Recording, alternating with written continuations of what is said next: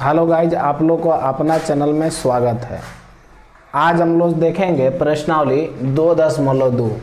जैसा कि मेरा पहला क्वेश्चन लिखा हुआ है कि योग संक्रिया किए बिना योगफल ज्ञात कीजिए। तो दोस्तों यहाँ पर देखेंगे योग संक्रिया होता क्या है, मतलब डायरेक्टली सिंपली जोड़े बिना योगफल ज्ञात करना है। डायरेक्ट इसको हम नहीं जोड़ेंगे पहला करना, जैसा कि 3 जोड़ 2 बराबर 5।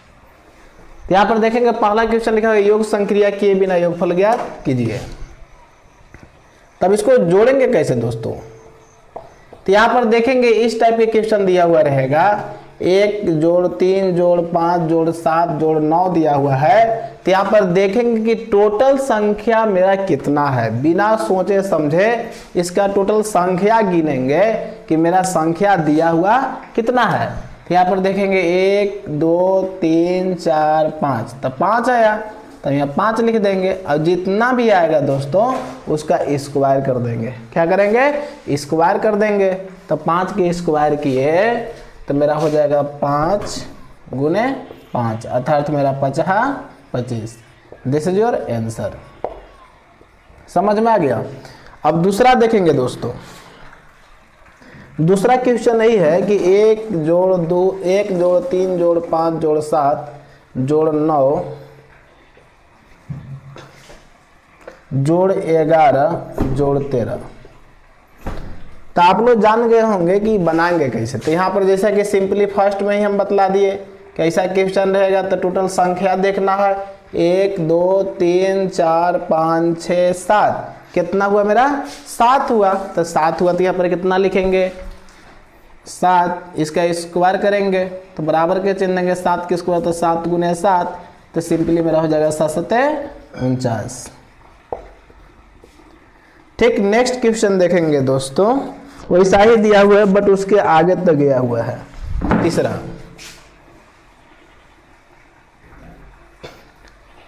13, उसके बाद है 15 जोड़ 17 जोड़ 19 जोड़ 21। अब यहाँ पर देखेंगे दोस्तों कि मेरा संख्या कितना दिया हुआ है। 1 2 3 4 5 6 7 8 9 10 11। कितना हुआ? 11। तो यहाँ पर लिखेंगे 11 के स्क्वायर। आप लोग जान ही गए होंगे 11 के स्क्वायर है तो 11 गुने 11, अर्थात हो जाएगा 121। This is your answer. दूसरा क्वेश्चन लिखा हुआ है कि निम्नलिखित संख्याओं के वर्गों के बीच कितनी प्राकृतिक संख्या है। तब प्राकृतिक संख्या निकालने के लिए जब भी आएगा दोस्तों, तो यहाँ पर सबसे पहले हम n के मान लिखेंगे। क्या के मान लिखेंगे? n के मान, क्योंकि प्राकृतिक संख्या बराबर सूत्र होता है 2n। तो हल लिखेंगे और यहाँ लिखेंगे। अब देखेंगे n के मान इसमें कौन है। 2 संख्या मेरा दिया हुआ है, दोनों में जो सबसे कम रहता है दोस्तों वही n के मान होता है। क्या क्या मान होता है? n के मान। तो n के मान यहाँ देखेंगे मेरा कितना है, आप लोग समझ ही गए, दोनों में से कम है 43। तो यहाँ पर लिख दिए 43। अब नीचे लिखेंगे अतः 43 एवं अगला है 44 के वर्गों के बीच प्राकृतिक संख्या।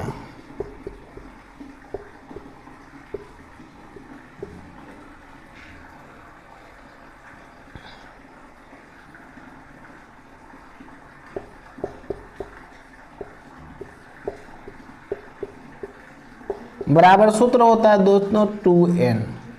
तो बराबर के चिन्ह देंगे 2 गुने, जैसा कि प्राकृतिक संख्या जब भी आएगा 2 संख्याओं के वर्गों के बीच, तो उसका मेरा सूत्र होता है 2n। क्या होता है? 2n। तो यहाँ 2 लिख दिए, n के मान आप लोग जान ही रहे मेरा कितना आया है 43। तो 43 लिख दिए, गुना करने के बाद आ जाएगा 86। This is your answer. दूसरा क्वेश्चन देखेंगे। दूसरा मेरा लिखा हुआ है 14 और 15। दूसरा मेरा दिया हुआ है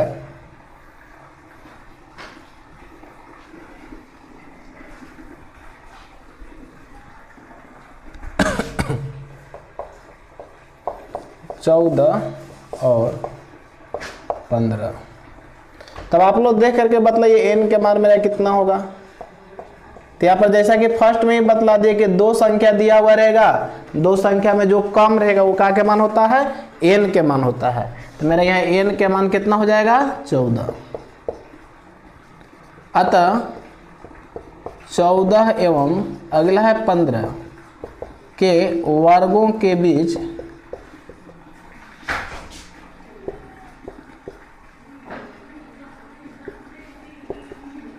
प्राकृतिक संख्या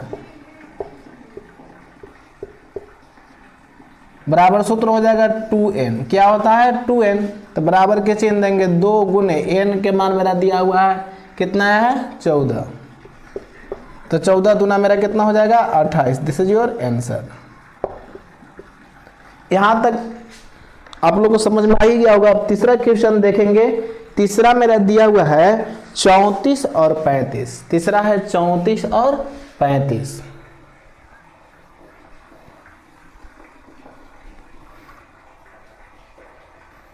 चौंतीस और 35, तो ठीक वैसा ही ये भी बनाएंगे। तो आप लोग देख करके बतलाइए मेरा n का मान कितना होगा।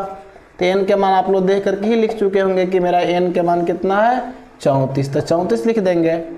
अतः 34 एवं अगला मेरा कितना है 35 के वर्गों के बीच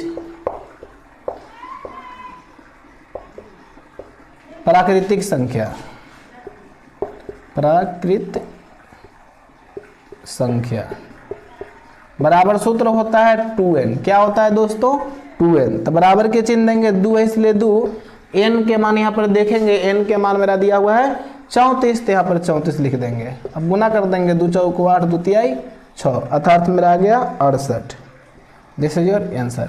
इस तरह से मेरा दूसरा क्वेश्चन भी पूरा सोल्व हो गया।